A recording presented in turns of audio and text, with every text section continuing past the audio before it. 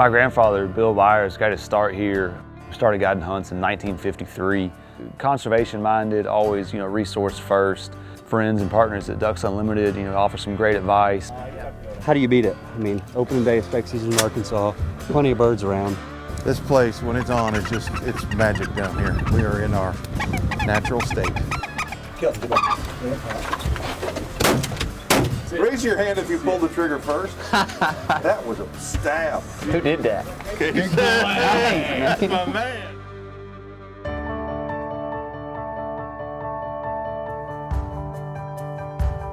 A lot of people have asked me over time, why do I love duck hunting more than I love the others?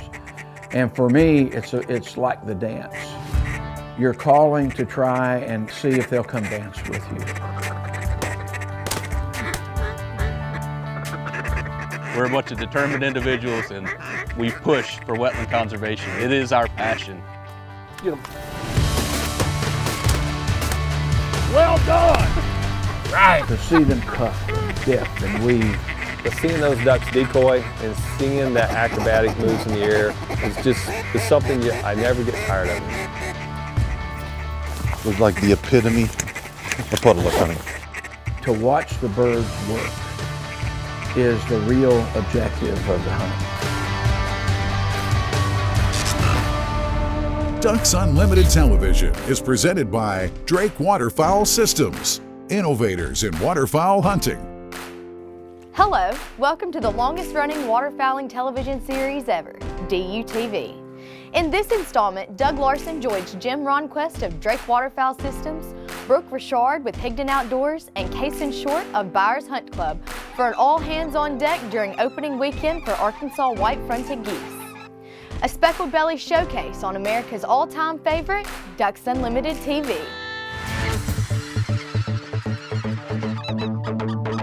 Got my good buddies here, some old ones, some new ones. Somehow ended up in a spec blind with Jim Ronquest, who I've known for over a decade, and somehow we've managed to never hunt together, and spec hunt seems like the most reasonable thing.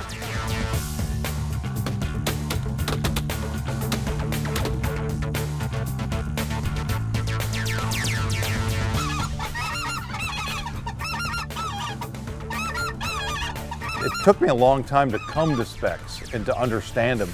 They were mixed in with snow geese. I never really understood that they were their own species, and I'm still learning. The great thing about them is it's a goose that works the most like a mallard. They can be called, they'll answer a call, which I think is very unique in goose hunting.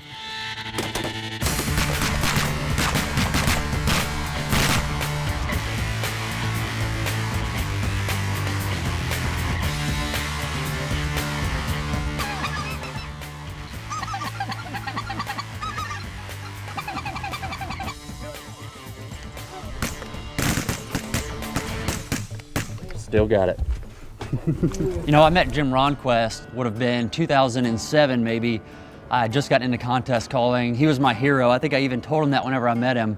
I started seeing him at calling contests and we became friends. Never thought one day that we'd be, co-hosting a TV show together. That was never in my mind, but it's a true honor, and he is setting the right pace for people like me and the up and coming generation of what it means to be a staple and push this whole initiative forward of conservation. And it's an honor to hunt with Jimbo. It's an honor to be his friend first and foremost, but it's very special to me to call Jim Ronquest my friend. Not only that, but share a blind, and even more importantly, get to have a little bit of fun shooting specs together.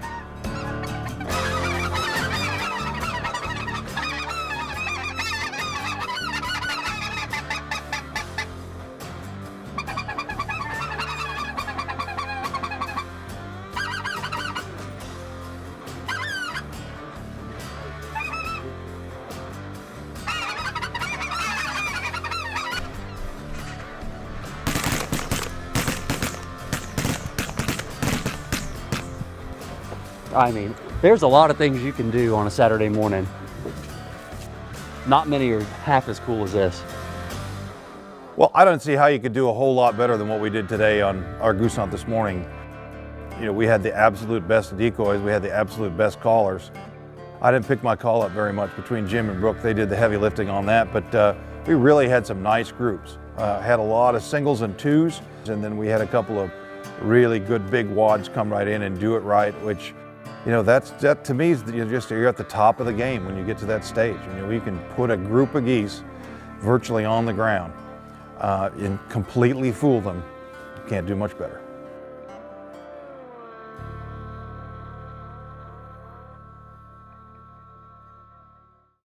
Ducks Unlimited Television is presented by Drake Waterfowl Systems, innovators in waterfowl hunting. Mossy Oak Shadow Grass Habitat, the official camo of Ducks Unlimited. Browning Firearms, the best there is. Native Nurseries, hand-selected, hand-grown plants for wildlife. Higdon Outdoors, quality, customer service, innovation, that's Higdon. And Ducks Unlimited's 85th anniversary, celebrating 85 years as North America's leader in wetlands conservation.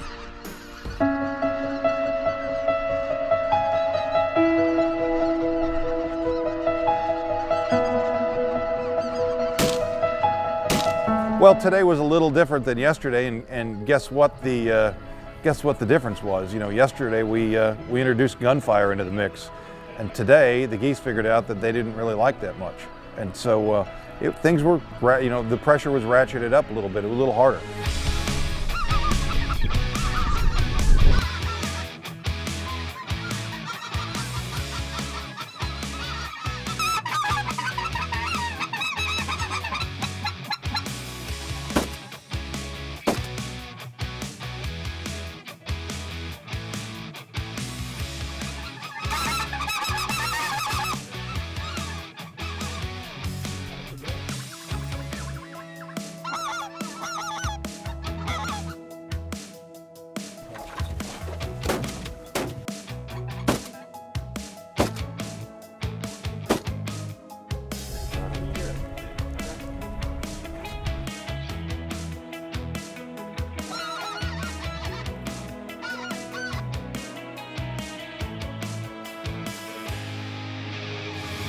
We're here this weekend in the Mississippi Alluvial Valley, actually a little bit north of Brinkley, Arkansas. It's an area that's incredibly important for waterfowl here in the Mississippi Flyway and of continental importance to waterfowl as well. It was historically bottomland hardwoods, about 25 million acres, but of course over the years it's been converted to largely agricultural use. And that's one of the things that attracts a lot of the geese that we're chasing this weekend to this area. They've adapted to use this landscape to waste rice and other resources that are available in it. Incredibly important landscape for waterfowl, and that's why it's a big emphasis for Ducks Unlimited in our conservation efforts.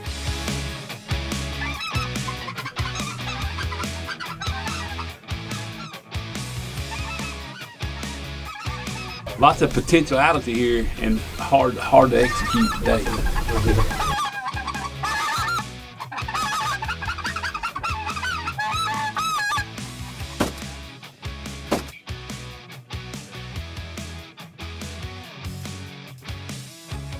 Man, first day hunt was pretty good. We was hunting a pit here on the Byer's farm. It got set up, good spread of decoys. Wind was good for us, unlike today where the wind was wrong. We had a good wind, had a lot of birds. Opening day they hadn't been called out or shot at, so I'm not ever gonna say they were done, but they weren't quite wised up all the way yet, and they wise up really quick.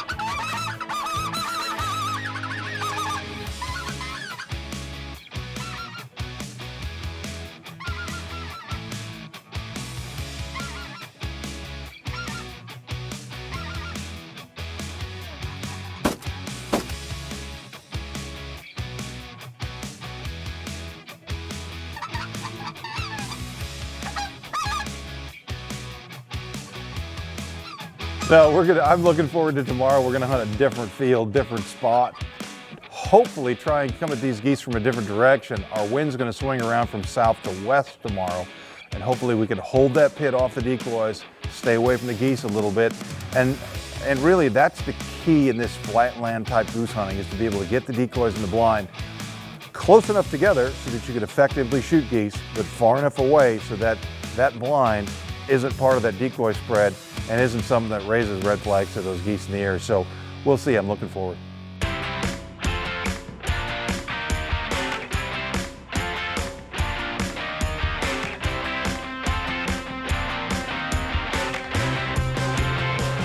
Whatever you call them, specks, specklebellies, barbellies, or something else, white-fronted geese are just plain cool.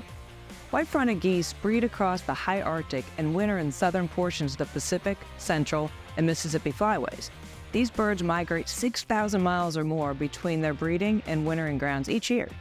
Like populations of snow and Ross's geese, white-fronted goose numbers have increased in recent decades. There are two populations of white-fronted geese in North America: the Pacific population and the mid-continent population. Historically, most of the mid-continent population wintered in the coastal marshes and rice fields of South Louisiana and Texas. However, in recent decades, these birds have expanded their wintering range north and east. White-fronted geese now winter throughout the Mississippi Alluvial Valley, but are especially abundant in eastern Arkansas. During the 1970s and 80s, the greatest concentrations of wintering white-fronted geese occurred along the Texas Gulf Coast. The primary wintering bird distribution shifted to Louisiana around 1990 and then into eastern Arkansas by 2010. So what's the reason for this shift? Well, beginning in the mid-1970s, global competition and higher costs led to a decline in rice agriculture in coastal Texas. Then during the 80s and 90s, years of severe drought and urban expansion intensified this decline. Meanwhile, rice production was on the rise in the Mississippi Alluvial Valley, with Arkansas commonly planting over 1 million acres of rice in the mid-80s. These changes created a landscape that offered much more food resources for white-fronted geese than those on traditional Gulf Coast wintering areas. White-fronted geese continue to fascinate by exploring new landscapes, now commonly seen in the southern Great Plains and Midwest. To learn more about white-fronted geese and how you can help DU conserve wetlands habitat, please visit ducks.org.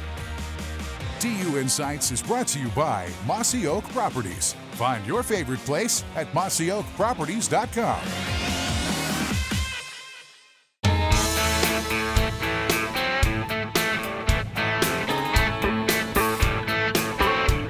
It's been interesting through the telemetry research, just all the details and information that we're getting out of that. We talk a lot about phylopatry. For decades we called it imprinting, and it's kind of the same thing. One's got a little more scientific term to it, but just recently we had a bird that left Alberta, Canada, flew 24 hours, and she didn't put her feet down until she got back to where we trapped her 2 years previous. She landed here in our rest pond. That was her first stop, and I can't help but think that she knew exactly where she was going when she left Canada.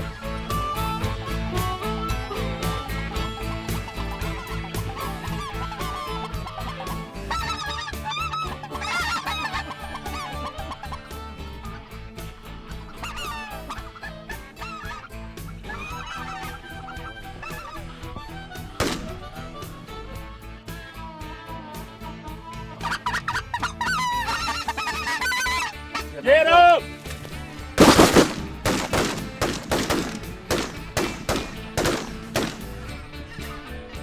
Tiny. Well, that was a good time. Seen anything cool today, fellas?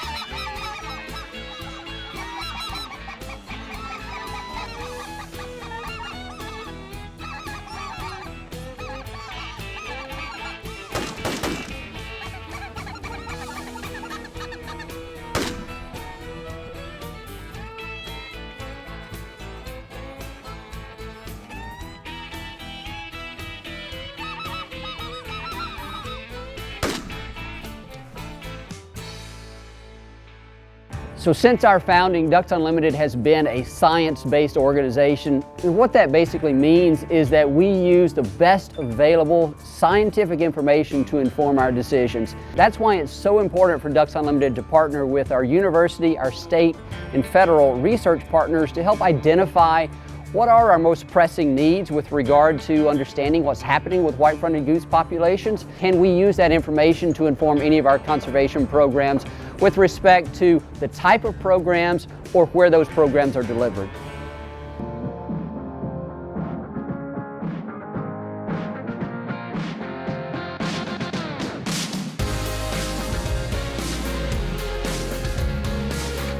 How's it going, guys? Brook with Higdon Outdoors. The spec call I'm blowing today worked very well for us. It's a power call spark. A couple things to remember when you're calling specs. A lot of noise is great, but it can be too much sometimes. Keep it simple, stupid, like my math teacher used to tell me in elementary school. There's a couple basic sounds that you can master, and then you can start piecing them together. It'll help put more specs on the ground. The easiest one is the cluck.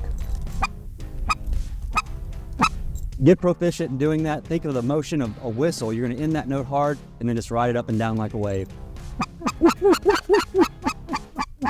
Then you can move on to yodels, 2-note yodels, very simple. The first note isn't a cluck, but the second part is. So once you have the cluck, you pretty much have a 2-part yodel.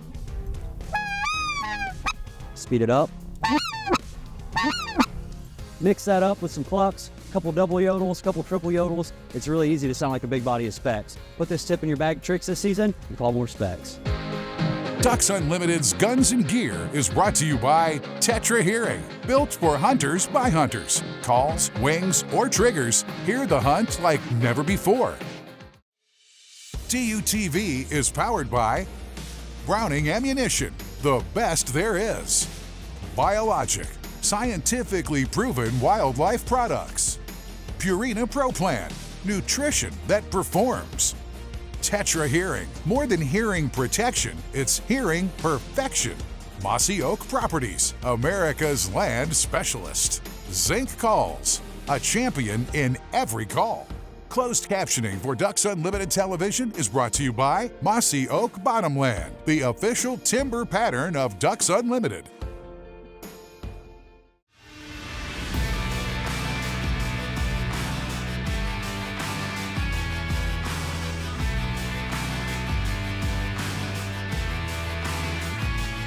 If you're a waterfowl enthusiast and stay in the business long enough, you're going to run into a situation that you can't line your dog directly by your side. Now that's the way we train all the time, I realize that. But we're going to have to move on to a situation where you have a blind like this that's solid and your dog is sitting remote. Will your dog understand how to handle that concept? Let's see how we train for it.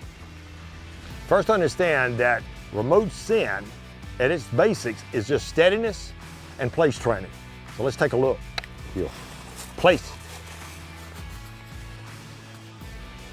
The dog is sent for a retrieve as the handler stands at a distance. The dog delivers to hand, then the dog returns to his place after delivery. When it's right on land, it's time to go to the water. As we move to the water, we're going to add a bit of realism. We're going to use dog hides, remote blind, it's with no holes in it. Got to be hidden in that blind, all brushed out, decoy spreads. Add in some effects that they're going to actually see on the hunt. Make it real as possible. We call it transitional training. The dog is steady to shot and fall. He has the mark. The handler sends the dog by name. He should recover the bumper, deliver the hand, then return to place and make ready for more action. All right, let's move on to another scenario. Let's say the dog doesn't see the bird go down. What about an unseen? What about a blind? He may have heard it, maybe he didn't even hear it. How are you going to get the dog from that hide out to make that pick and be able to handle in a brushed out blind wearing camo? You're going to have to be seen and you're going to have to be heard, and it's another element to train for. Really, remote scent is just an element of steadiness, an extension of steadiness and place training. It's time to prepare. Duck Dog with Mike Stewart is presented by Purina Pro Plan, nutrition that performs. That first couple days in the field in pursuit of wildfowl with a good dog and good friends, it just ain't nothing better. So the past few days we've hunted with my young dog Tiny. So a year ago was Tiny's first hunt ever, was a speck hunt, same place up here on the Byer's farm, and he did an excellent job. And he's a neat little dog with a big motor, and besides that, he's a pretty good buddy of mine. So we'll go home, he'll ride in the front seat on the way home this afternoon. You know, Jimbo and I have always been competitors, whether it was the calling contest stage, even though I wasn't much of a threat to him, and then competing in industry, whether it was calls or products. You know, Jimbo and I work for two very different companies, but we share the same passion, and we're in the same industry, and it's a very small industry. And the one thing we do share is not only a friendship, but our aspect and value of conservation within Ducks Unlimited. I'm proud to say that Higdon Outdoors is the official decoy of Ducks Unlimited, and Jim Ronquest, I'm sure, is very proud to say that Drake Waterfowl is the official clothing company of Ducks Unlimited. And that's something we share in a bond of what the future looks like. Conservation is key, and Jim Ronquest and I both see value in the future. So it's okay to be competition, and also it's great to be friends and push the same initiative forward. And if anybody's gonna be competing against me, I'd rather it be Jimbo. I am not one that rates hunts on a scale of 1 to 10 or A to F. I think, you know, across your hunting life, I think, you know, hunting experiences are all very rich and very rare, and this is one of the richest and rarest. I really enjoyed meeting Cason, hunting with Brook, hunting with Jim, being down here in Arkansas at this time of year. It's just great to be here early season. Great to, you know, to be in the blind with guys who you know have done it collectively. I did the, you know, rough math, and I mean, we may have had 750 years of waterfowl hunting experience in that pit this morning. I mean, to think about, you know, so many of us that have been chasing these birds for so long, you know, how can you not like that? What an incredible episode.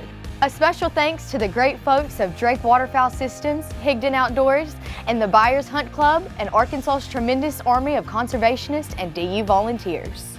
And here's to the idea that you, our friends and viewers, will introduce someone new to the outdoors this season. See y'all soon with more DUTV. Here. Jimbo, you mind putting him in a little bit lower gear? I